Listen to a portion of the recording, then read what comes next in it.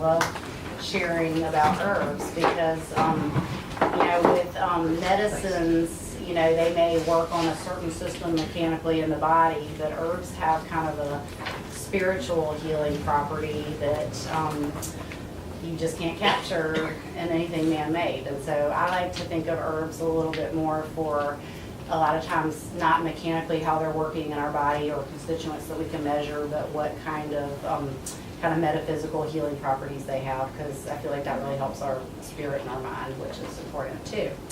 So we're going to be talking about herbs for healing the heart, and it was kind of billed as heart and hormones, so we can talk about hormones a little bit, but I kind of ran out of time talking about the heart, so we'll see where we get with the hormones. So I wanted to kind of talk about how heart disease is the #1 killer in America. It's the #1 thing that people die from here, and really the correlation on thinking about that of like how many broken hearts we have. Like it seems like I feel like so many people have so many broken-hearted things in their lives, and the connection between like our broken hearts and there being heart disease, and really work on healing a broken heart, because I think that's really an important part, and I think it plays a role. Of course, there's diet and lifestyle factors and all that plays in too, but I do feel like that there's a lot of heartbreak in the world, and that that's a big contributor to it. So a lot of the herbs that I picked to talk about tonight, I picked not only for how they physically work in the body, but because for me, when I take them, I have like a warm heart healing feeling that I get from taking them that makes my heart feel kind of warm and happy. And so I'm gonna share some of my very favorite herbs in the whole world with you. And I'm sure you might already know them, many of you, but in any event, we'll go deeper, and feel free to add if you want, because we're all teachers. Okay, so and also, as I looked at the herbs, we're gonna I kind of started thinking about the different parts. Okay, your heart, what are the pieces that are playing a part in the heart working? So there's the muscle. The heart is a muscle itself. There's the blood, which is the stuff that's pumping, and then there's our nerves, which kind of give the messages to everything going on. And so I kind of concentrated on herbs that were for the heart muscle, for the blood, and for the nerves, and a little bit on the liver too, because that's the wood that builds the fire. And actually, I printed out. I'll just pass this around. It's a little kind of 5-element chart that shows you how the different organs kind of feed each other. So when we look at how the organs go with an element, the liver is considered the wood that builds the fire of the heart. That feeds the stomach and spleen, which is earth, and that feeds the lungs, which is metal, and then that feeds the kidney, which is water. And so this kind of shows you how the organs kind of feed each other. So I'll just pass that around. And so whenever we're thinking about building the fire of the heart, we think about how much wood the liver's the wood, how much wood we're putting in. Is it too much wood? Is it too much fire? Is it not enough? Is it deficient? So anyway, we'll get on to some of the herbs, because they're our friends. And so hawthorn is the first herb that I'm going to talk about. It's really one of my personal favorites. Its botanical name is Crataegus oxyacantha. And so that name comes from the Greek word kratos, meaning hardness of the wood, and it's talking about the plant. And oxgus, which is sharp, and acantha, which means a thorn. And so hawthorn historically was famous as being the plant that the crown of thorns that Jesus wore when he was crucified. So kind of in history, it's been very famous for being the plant that the crown of thorns was made from. It was also considered a very sacred herb because of that. It's also called haw, and the reason that it's called haw is because the little berries that come in August and September, the berry is the part of the plant that we use a lot, although the flowers can be used as well. But the little berries are called haws as well, so that's kind of a nickname for it. And then white corn, and I'm not sure why it's called that, y'all. I'm sorry. And then Mayflower is another little nickname because it was somehow carried on the Mayflower on the Pilgrim ship as it came to America, the first ship. So it's a pretty old and anciently used herb. anciently, I guess that's the word. And so on the spiritual level, it's known to help relieve a person from like kind of feeling conflicted or disharmonious or even like hateful, you know. And so like if you're just in that space where you just can't get out of that funk where you're mad and you might try taking a couple of drops of hawthorn under your tongue. And I wish I had a little open bottle of hawthorn, because when I would like to have everybody just kind of close their eyes, and when I take it, it goes down and it makes my heart feel kind of warm and fuzzy. And so I really consider it a heart healing herb. And at times that I have had a broken heart, I have felt my heart lighten from taking hawthorn. It just kind of makes it feel warm and happy. So it increases circulation. It is a warming herb, so when you take it, it does kind of make your heart feel warm. It strengthens the heart chakra and kind of helps to foster self-love. So I think a lot of times we end up having a little bit of broken heart because we're mad at ourselves, or we, you know, I don't know, I'm like the person that I always have the most resentments towards, you know, so it helps me kind of feel like, hey, I love myself. And just when you've had some conflict or struggle in your life, maybe it helps to kind of reconcile with that. And of course, physically, it increases circulation. That's the main thing that you'll hear people talk about hawthorn as a circulation herb. Often when people are putting herbs in a formula together. Hawthorn. Oh, So you can pass it around. okay. All right, well, I want to get another one, so. Yeah. Go for it. Okay, so if you will, I'm gonna pass this around and just do like maybe like 3 drops under your tongue. You don't have to take a lot, and then just kind of close your eyes and just kind of feel where it goes in your body. And so, well, I wish I hadn't said it's gonna go to your heart so you could feel that, but you'll, you know, you can still feel it anyway. So anyway, hawthorn is used, like I said, in herbal formulas to circulate the other herbs around a lot. But it's known to normalize blood pressure. So if you have high blood pressure, it helps lower it. If your blood pressure is low, it brings it up. Personally, I deal with low blood pressure issues sometimes depending on my diet and all the other stuff I'm doing. And hawthorn is one of the herbs I use regularly to normalize my blood pressure, and it really helps me tremendously. And I just can't say enough just how much I love that herb. It's just so wonderful. So anyway, it's really known for, like I said, is a blood pressure herb. Sometimes I think herbs get pinholed into one little use, but the circulation and blood pressure is the main thing it kind of is known for. Also, it doesn't make your heart beat like faster or slower, but it strengthens like the force with which your heart beats. So it helps to kind of strengthen that heart muscle. So we're kind of talking about the muscle, the blood, and the nerves. Well, this is an herb that kind of strengthens the heart muscle and helps it beat stronger and normalize your pulse. It also traditionally has been used with congestive heart failure, which was kind of known as dropsy in the old days, to prevent heart attack and to prevent the heart from oxidative stress. And then in traditional Chinese medicine, it's used for food stagnation in the stomach area too. And so a lot of times if I have people that come to see me that have like old food kind of sitting in their gut and stomach, and well, it's not really in their stomach anymore, but and they also maybe have some circulation issues, that's a great herb that kind of does a double duty or whatever. So anyway, it's good for moving any stagnation. So while we're talking about the kind of muscular portion of the heart too, I didn't write this on our sheet, but CoQ10 is pretty well known by everybody, so I just want to throw a plug for CoQ10 in there because it really strengthens the heart muscle if we're talking about the muscular part of that. So now let's go on to the blood, which is of course my favorite part. I'm sure many of y'all know that I like to study and look at blood and see what's in there. It's the life force of our body. It, where our cells reside.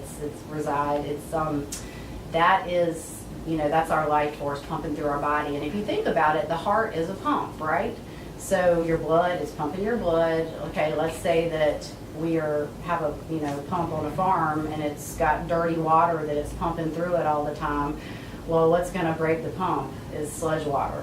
So one of the things that I think is really important for making your heart's job easier and helping that piece of machinery not get clogged up with debris and work better and longer is to keep the blood clean. So when I look at blood under the microscope, I see a lot of undigested food. I see often candida. I see cells that are stuck together. I see plaque in there. And so, you know, when we think about all this junk that can be in our blood and we want to think about the long-term health of our heart, it's really important to keep that blood clean as it's moving through the heart. And so if we want to look at herbs that normalize blood, really there's just few that are, you know, as wonderful as cayenne.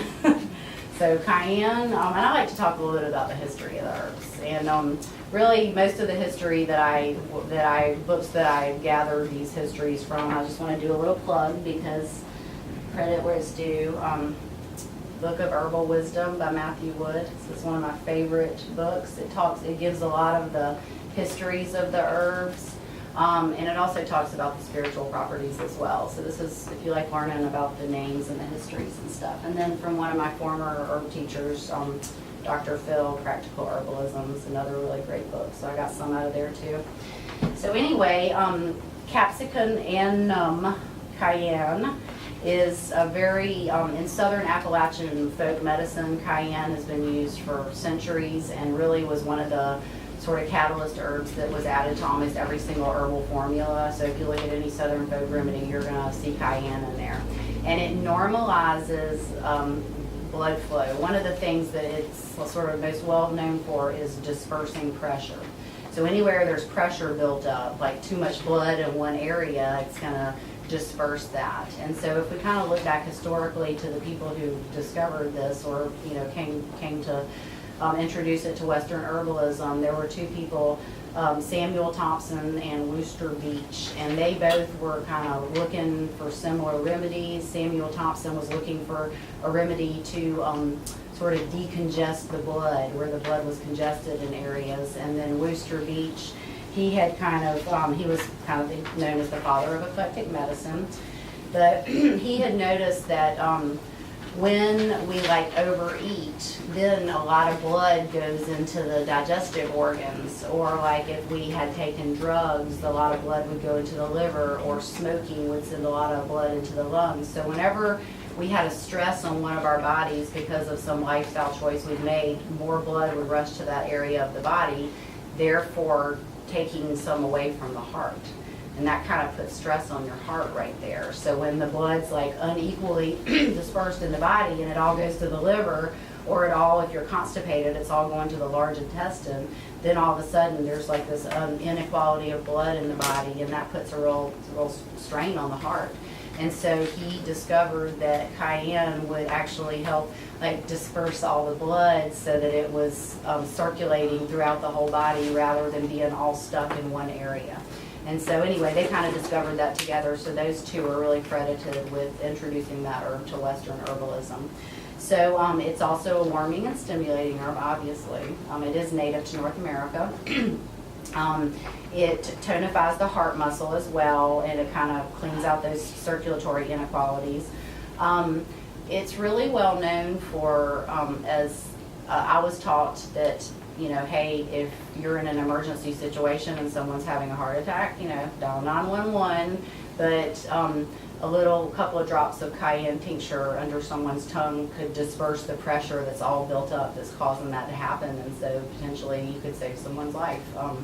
And anybody who has a history of heart attacks or is concerned about that, I don't think that it's a bad idea to take a half a dropper full or a dropper full, well, have a half dropper full of cayenne is fine.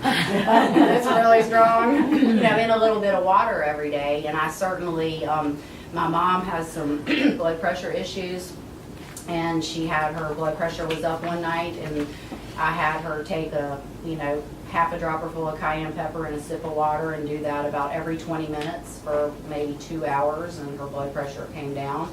So it also, you know, it's very well known for kind of lowering blood pressure. There is, well, anyway, I won't sidetrack on other stuff because we're talking about the heart. Oh, you have a question? Yeah. Okay. Well, I actually had a comment because I know that, like you said, for heart attacks, you can take the cayenne, but you can also do it for panic attacks. Oh. Yeah, a lot of people I know, if you ever get close to a panic attack, you take a little cayenne, it just kind of it I guess it changes the flow of the blood and it actually helps people get out of a panic attack. That makes perfect sense Yeah. because there's a built-up tension somewhere and it helps disperse that Yeah. tension. I'm like, oh, yay. I know, it's pretty awesome. That's some good information. So what about irregular heartbeat? It actually is said to normalize the heartbeat. And one of the little cases in this book, and I can give it to you to read when we're done, talked about a woman who came and she had a irregular pulse. And that taking cayenne helped to normalize that because actually it's right here, if we look for heart murmur is one of the things that I put down on here. Because when the blood gets normalized like that, then it normalizes the pulse. And so often, especially like if the pulse is different on one side of the body than the other, then there's a unequal distribution of blood. And if you can normalize the blood, I hadn't thought about that. yeah. And then even like Matthew Wood says that, oh, darn it, I just had it. But anyway, I'll remember in just a second. But yeah, for an irregular heartbeat, hawthorn or cayenne would be great herbs to look at that. But that's specifically like one of the case studies that I read was for a woman who had irregular heartbeat and cayenne normalizing that. So, and he also, I know, he says basically that if there's a heart condition, you can't even really begin to see what it is until the blood's normalized because otherwise the blood's just taken away from the heart and it's putting a strain on that. So once you get a normal equalized blood flow, then you can kind of see, hey, okay, now is there a problem? So anyway, and some of the symptoms of poor circulation, which of course it's a circulation herb. So, and his little things, his little description, I changed it a little bit because it was kind of like for those who are lazy and flabby and all that, but for people who don't exercise enough, because they're not moving, maybe move slower. He was like for those who are flabby, lazy, and overindulgent at foods, like overindulgent eaters. But anyway, if like you like to, eat, if you like to eat a lot of good, rich food and overindulge yourself with food, or you're maybe not a big exerciser, and move slower or simply getting middle age, I guess. But anyway, those are sort of the person that cayenne would be well suited to because it is a stimulating and warming and moving circulation. You want to keep everything moving in the body. When the blood gets stagnant, that's when things that's when things can grow. You think about stagnant pond water and we see stuff growing in it, and so stagnant blood is where we have things that want to grow in the blood that we don't want to be there. So we keep everything moving like a flowing river and, it reduces the chance of things growing there and it makes us feel better too. I have a question. Okay. So is there a difference in the effectiveness of the liquid, like the sublingual over like a capsule? Well, that's a very good question. And either one would be fine. With cayenne, you don't actually, when you cook it, the heat destroys a lot of the therapeutic properties. So if you're taking it therapeutically, you would want to use either a tincture or a capsule. But really, whatever your preference is would be fine. Okay. So, and I like the hotness. It kind of gives me a little woo.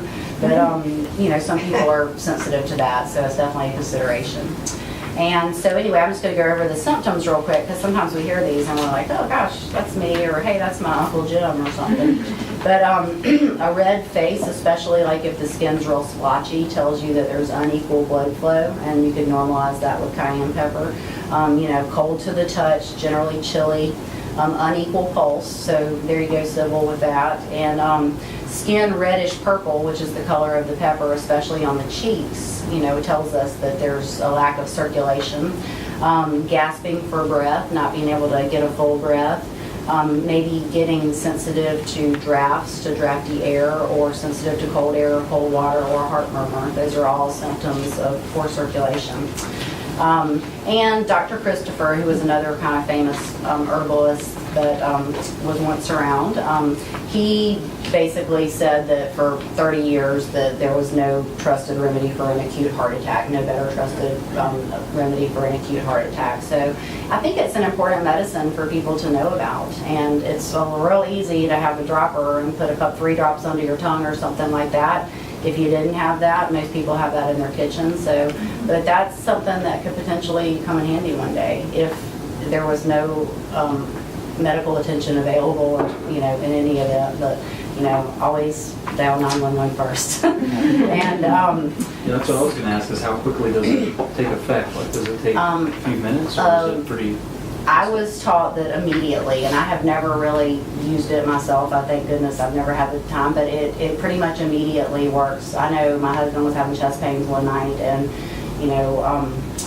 we did not want to go to the hospital and get things checked out. And I said, hey, we'll go to the hospital in an hour, but how about take a couple of shots of cayenne first? And he has history of heart failure in his family, and he, in 30 minutes, I mean, I took one shot and, didn't feel it. 30 minutes later, nothing. Okay. So I can't answer that question from personal experience, but that is the type of thing that I would think would work almost immediately. Okay. But I'll see if I can find out Okay. someone who's actually used it. Mhm. So, anyway, okay, so, all right, we're done with cayenne. Does anybody have a comment about cayenne or an experience that they'd like to share? So just taking cayenne that you have in the kitchen You could do that, yeah, for an emergency or for an whatever. emergency, yeah, just a pinch as long as it's pure cayenne. I put it in hot lemon water in the mornings a lot of times. Yeah. Is that, Yeah, you could certainly do that, absolutely. And it's real good for getting mucus out of the body too, so, it's in that Yeah. master cleanse, Yeah. but it's one of the things Yeah. that drives mucus out of the body, so. Anyway, it's just a wonderful little simple medicine that gets overlooked a lot, I think. Also, talking about things that act on the blood, garlic is one of the most well-known things that we cook with all the time. It is a medicine for so many things, but it, like aspirin, it's known to be a blood thinner. With something like garlic, you can't thin the blood too much. You know what I mean? Like you can take too much of a blood thinner and get your blood too thin, but when you're working with like foods like garlic, you're not going to be at risk for having too much of that happen. So it inhibits the blood platelet aggregation, so helps prevent strokes.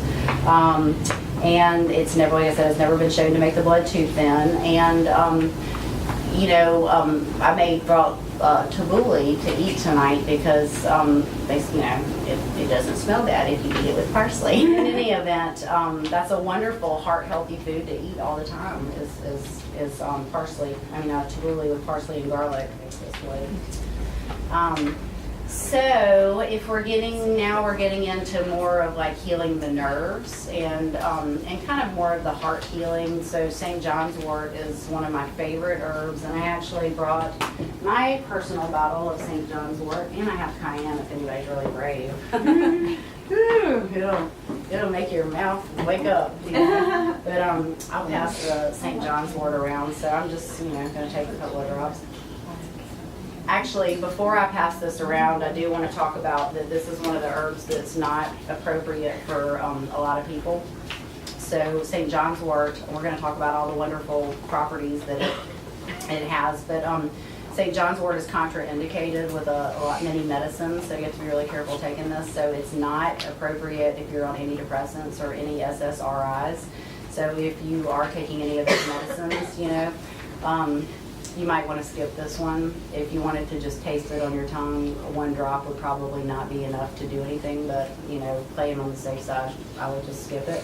Also, if you take any important medicines that you need, maybe to regulate your heart or a time-release medicine, St. John's wort flushes drugs out of the liver, which makes it very useful for things like after chemotherapy or after maybe being on medicine for a long period of time that you want to flush out of your body, but it will cause other drugs to flush out of your liver. And if you need those medicines to regulate something in your body, you certainly don't want to flush it out of the liver. So I'll just pass it around and everybody can just take a gander or a taste if you so please.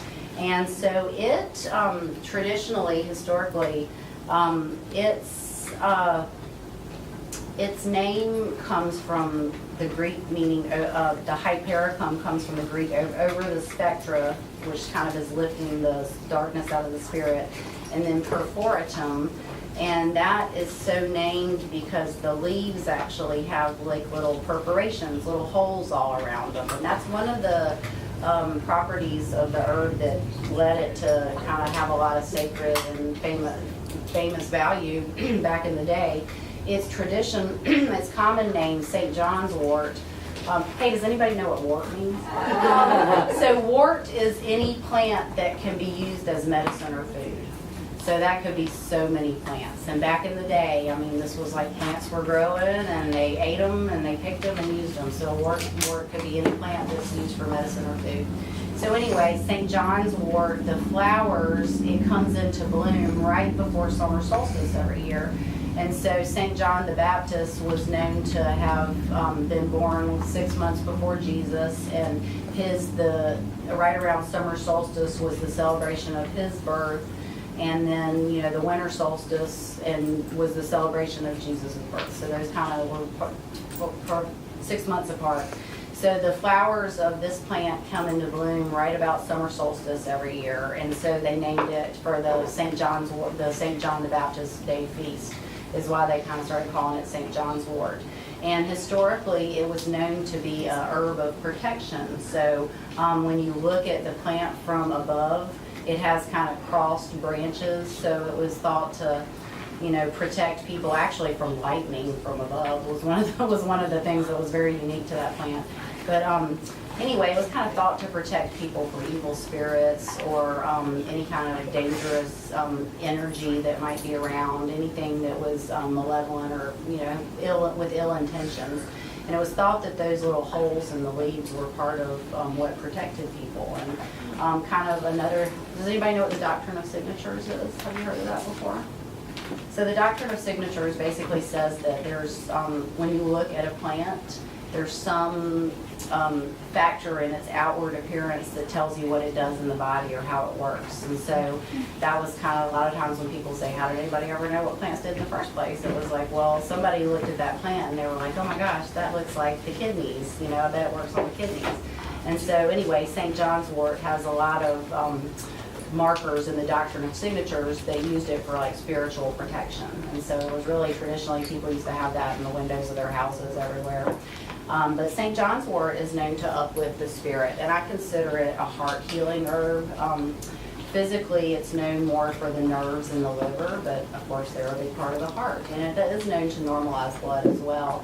But St. John's wort is really the #1 herb that's known for emotional depression and lifting the spirits and kind of making you feel good. And it doesn't work like next day. You have to take it for about a month. And so, but it's very effective. I personally have used St. John's wort a lot in my life, and I love it. If you go to Europe, that's the Zoloft in the pharmacy that you see in Europe is St. John's wort. I mean, it's a big deal over there. That's like the Prozac for depression in Europe. So anyway, it's an herbal alternative to antidepressants, but not to be used along with them. It also was used as a fumigant to, like I said, remove like dangerous energies from the home.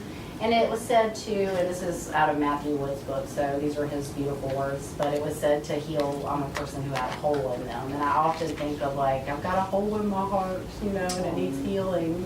I think sometimes we do get a little hole or an empty place in our heart, and we feel kind of sad, and and then we think there's something wrong with us. I think it's a wonderful herb, and also for kind of cleaning medicines out of the body. A lot of times people have had to take medicines for much of their life for any number of reasons, and they are well now and they want to kind of cleanse their bodies, and so that's a really great way to kind of get, like I said, flush drugs out of the liver. I think it's very useful after something, after someone's finished with chemotherapy for kind of flushing those chemicals out of the liver. So anyway, and it helps calm fear, frustration, and depression. Helps unstick energy and allow better flow to occur. So all those things. So we're looking at like depression is really just stuck energy, right? So if we can get the blood moving and get the energy moving, that's what a lot of these herbs are doing. Also, St. John's wort is very well known for nerve pain. So topically, St. John's wort oil is used a lot for neuropathy or sciatica or any kind of nerve pain, people who have damaged nerves. So it's really a great herb for kind of healing the nerves.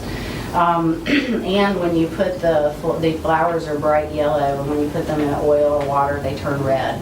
And so that's kind of, to me, says like blood. So let's see if I went over all these. Used in chronic illness associated with chronic pain, nervous exhaustion and emotional depression, mental and physical weakness, anxiety, fear, and stress. It works on the solar plexus. So we talked about other herbs that strengthen the heart chakra. So this strengthens the solar plexus and relieves liver tension as well. That's kind of what we're talking about with the liver. And also another caution with St. John's wort is that it can make you photosensitive, which would make you sunburn more easily. And actually, in the ancient days, the cattle would eat like tons of it, and they would like die of sunburn, But I think of it as a really good herb to take in the wintertime when we kind of get that seasonal affective disorder. I get the blues a little bit in the winter when I'm not out in the sun. So I think about it as a great herb for wintertime when we're not, at the beach, in the sun all day. But if you were to take it and be out in the sun, you're gonna, take heed.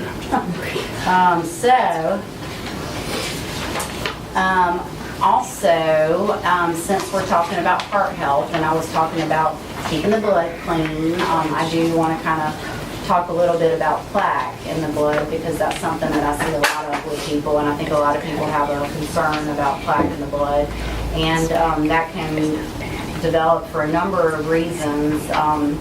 Sometimes eating the wrong fats, sometimes a lot of inflammation, sometimes our LDL lipoproteins will turn into plaque if we have an acidic condition.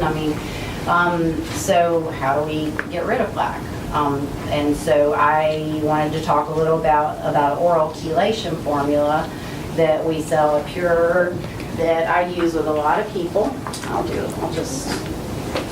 And it's called OCM, that stands for oral chelation. And so really, what is chelation? Chelation is breaking down these things that we don't want in the body and getting them out. So anyway, that's what that means. It means taking herbs that break those things down and get them out of the body. But this is a really amazing remedy for helping to break down that plaque in our arteries. I'll pass that around, though. That one's not a tasting one. So it has 5 different herbs in there: ginkgo, gotu-kola, chickweed, flax, and stone root. And I just kind of made a couple of little notes about what each of those herbs does. And so, oral chelation, cleaning out circulatory congestion. So the chickweed is a wonderful herb. Is anybody here like friends with chickweed out in your yard? Oh boy. So I want to let y'all know that chickweed grows in your yard. I mean, if you learn to identify chickweed, you will see that it is literally like everywhere that you go. I mean, I am so excited because all the chicken in all my salads. But chickweed has little constituents in it called saponins that are basically like these little kind of soapy constituents that go in and they help to like emulsify fats and kind of clean stuff out. So one of the things it helps to do is clean fats out of our blood. It kind of emulsifies the fat, which means make it water soluble so it can be absorbed by your blood.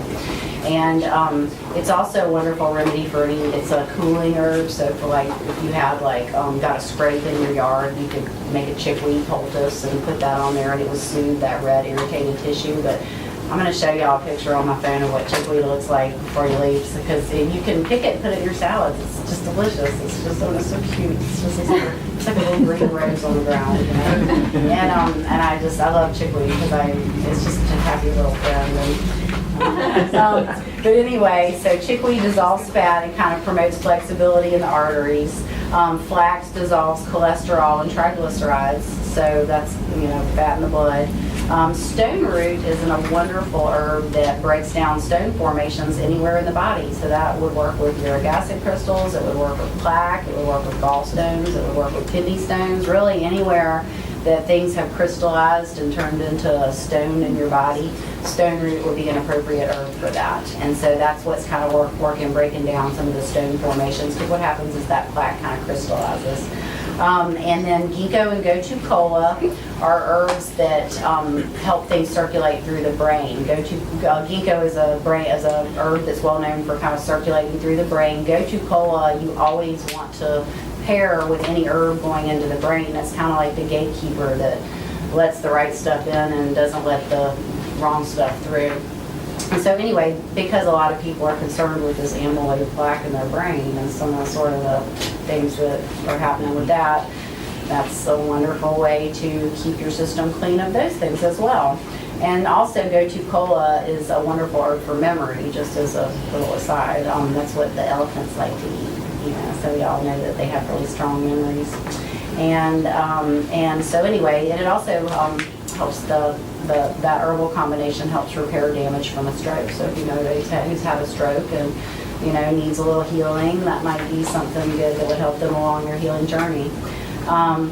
So while we're talking about breaking stuff down that's in the blood, I can't help but I don't like to talk about too many things, but nattokinase is one of, I think, the most important things. I didn't pull it off, but nattokinase is an enzyme that dissolves fibrin. So enzymes like break down and eat up stuff. And usually people are taking digestive enzymes to help them digest their food when they're eating, and that's a wonderful thing. But when we have things in the body that aren't supposed to be there, we can take enzymes with no food, and then they'll go and like eat up that stuff. They'll be little roto-rooters to clean that junk out of our blood, and that's really one of the main things I do when I see people with undigested food in their blood. Is I recommend that they take some digestive enzymes on an empty stomach for a while and kind of clean up that junk. Nattokinase is not a digestive enzyme, but it specifically breaks down fibrin, and that's what blood clots are made out of, or one of the materials that blood clots can be made out of. And so when I have people who have stroke potential and they're going to fly on an airplane, I will tell them about nattokinase, and they often opt to take that a week before their flight, or take definitely a few of them before they get on the plane. So my dad had a stroke many years ago, and I have him take that once a week as a preventative measure. So it's a little enzyme that goes through and dissolves that thing that can potentially cause a lot of harm. So I think it's something really important to note.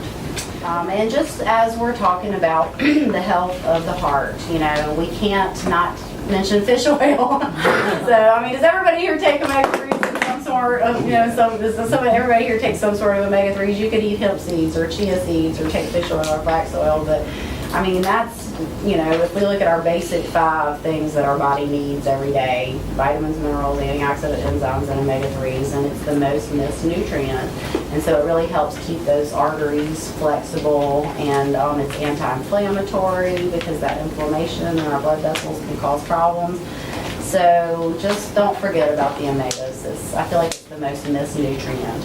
And then, vitamin C. What doesn't vitamin C do? Seriously, if there could just be one mantra for everybody, take vitamin C.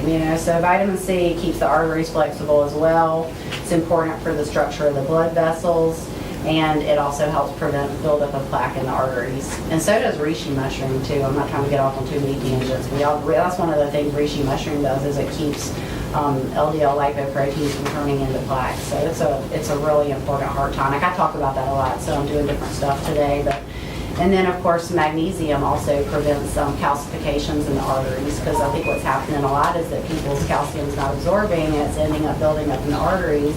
And so magnesium is just important for so many things for heart health. Calcium and magnesium are so important for your heart, but for the blood vessels and kind of keeping them free of plaque, magnesium is super important. So, all right, so let's just talk about the heart a little bit. And I don't know if anybody has something that you want to share on anything that we talked about. If you've had an experience with any of the herbs, or if you have any questions, or if there's something else that for the heart, another herb for the heart that's your favorite, or does anybody have a favorite heart herb that we didn't talk about?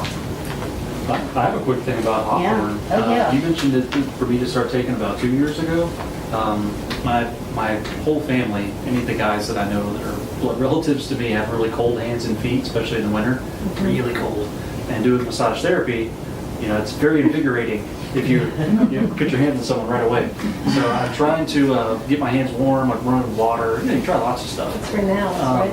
Yeah, and now it's fine because it's warm out. But in general, my hands have been way warmer because I've been doing hawthorn as a maintenance dosage for a long time. And you told me to do a little bit less in the summertime and then more in the wintertime, and then eventually your body kind of gets used to the dosage, and it's worked great for me. I've had very, very little complaints about it. Or if I do, my hands are cold, they warm up way faster than they used to. Like it might take 10 minutes, now it takes less than 1 because my blood flow is so much better. So anyways, it's a Awesome. personal. So maybe even in the winter, you could add a little cayenne to your hot water. Exactly. When you were Get a little- mentioning cayenne, I was like, maybe I should add cayenne to it too. Just to kick it up another notch. Yeah. Right. I think we should. I think we And should- garlic too. I do Yeah. like garlic, but adding garlic in will be even better. So. Oh, I love garlic. So, I mean, does everybody here love garlic? Yeah, wonderful. Oh, that's right. Sorry. Oh, and really all the plants in the onion family have the same, pretty much most of the same properties that garlic does too. So, yeah, onions are good. Does anybody else have a experience with a herb or anything that relates to the heart, or even if it doesn't, that you want to share? I like to be a sharing Sarah. I like people to share. Kimberly, I know you got some heart juju. Oh my gosh, my heart juju is very tired right now. Yeah. My intern this morning wiped my brain out. Who has someone in your family or in your, close circle that has a heart problem or heart disease? Yeah. And I'm glad you mentioned that about the Hormone because two of my kids have it right now. Also, another thing you might think about too is, especially if it's real cold hands and feet too, prickly ash is an herb that kind of carries things to the extremities, like to the hands and the feet specifically. So I haven't researched how they mix, but potentially that might be a good little mixture. And Julia, online, someone's asked about CoQ10. Well, you kind of mentioned it earlier, but just wanted to know about that. So CoQ10 is a really important antioxidant that strengthens the heart muscle, and it actually helps you to produce energy, like ATP energy from your fat. I mean, but CoQ10, it's just our heart's a muscle, and as we get older, our muscle declines. Every year it's like not quite as strong, and so CoQ10 just really builds the muscle and makes that a strong muscle. So. Because cardiac muscle is different than a lot of most of the other muscle in your body because it fires so much. So that's really what CoQ10 is strengthening the heart muscle. Okay. Yeah, and I didn't go into super detail about CoQ10 on this, but that's it helps makes energy. It helps us produce energy, and it strengthens the heart muscle, and it's an antioxidant. But it really is one of the most important things for the heart. It really is, like, for that heart muscle. If somebody has a weak heart, like CoQ10 is going to be really very important nutrient. Okay, so I guess we have a little bit of time here to talk about a little bit about hormones, and y'all, I just really kind of stopped at heart. So one of my personal favorite women's herbs is called chaste tree berry. Vitex agnus castus is the botanical name, and chaste tree berry is one of the common names, also monk's pepper, but for women, it kind of helps you feel good, and for men, it kind of makes it, that's what they would give the bad boys. To kind of lessen their, so this is not an herb for men, so I apologize, y'all. You guys take some sarsaparilla, some maca, lots of zinc for your prostate. But women, I like to talk about Vitex and introduce women who don't know about it. And it's called chaste tree berry and Vitex. Kind of, most herbs are not known by their botanical name, but this one is, and they call it women's best friend. And y'all, I have been taking Vitex for almost 10 years now, and I mean, I really don't take it that much anymore. I take it maybe once a month or something, but I mean, ladies, say goodbye to cramps. I mean, if you don't want to have PMS and sore boobs and menstrual cramps anymore, I suggest you introduce yourself to Vitex. It is just, like I said, women's best friend. It is not a phytoestrogen. It actually stimulates your body to make more progesterone. It's real good for normalizing extra estrogen. It normalizes, boys, close your ears. It normalizes the menstrual cycle. So for women who are maybe have stopped taking birth control and they just can't get their cycle coming back on again, it's real good for, it kind of normalizes the reestablishes the luteal phase of the egg and gets that cycle going again for an irregular cycle. It helps it to be normal for an irregular flow. It helps to normalize that. It's a normalizing menstruation herb, and it really, really does help, have cramps. I mean, God, y'all, for you ladies that are suffering out there, you don't have to. It's not an as needed herb. You really have to, you really need to take it. When I say every day, 4 days a week is good enough, But you need to kind of get it in your system and take it for a while. It doesn't just like work the day that you have cramps. But anyway, it's really a wonderful herb. And the cool thing about herbs is that if you're taking hormones and you take X amount of progesterone and you don't need X amount, like your body's going to get more of something that it needs or more estrogen. So herbs are smart. They will tell your body to make it if you need it, and they won't tell your body to make too much. So I think they're beautiful. I love herbs. Also, Vitex is really one of the a lot of women today are having issues with ovarian cysts and fibroids, and so Vitex is really an herb that's recommended for both of those issues to help to normalize the body. So that's just real important, and I just can't say enough good things about it. Also, for on the very last page, for some of y'all who got my wonderful print job here. Thought I'd leave a lot of room for I want to go back to omega-3s again, y'all, because it really is the most missed basic nutrient. And to make healthy hormones, you have to be getting enough of and digesting your healthy fats, really omega-3s and proteins. And so that's what hormones are made out of. Also, endocrine function is so tied in with our nerves. So whenever we're looking at hormonal imbalance, we want to look at what's going on with the stress, and that goes with heart too. Stress affects everything. And it affects your nerves that carry messages to every part of your body that tell it to make enzymes or anything. So just really, let's take a deep breath. Let's kind of just feel our heartbeat for a second.